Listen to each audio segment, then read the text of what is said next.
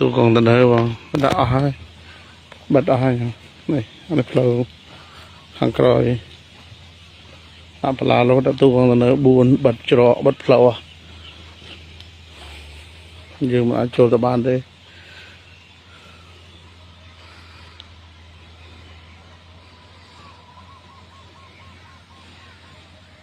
tôi chiến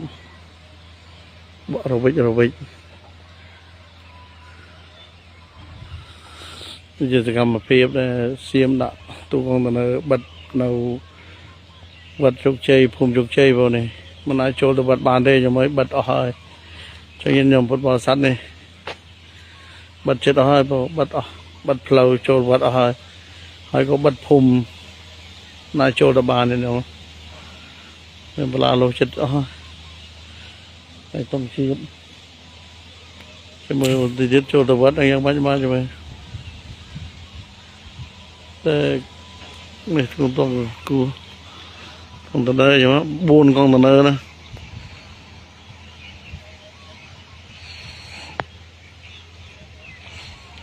mới chỉ bảo đây nhau mới chẳng thay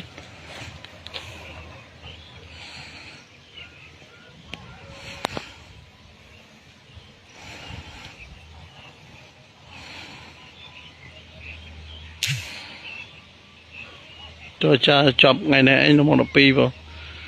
nó đang thật dạng này đây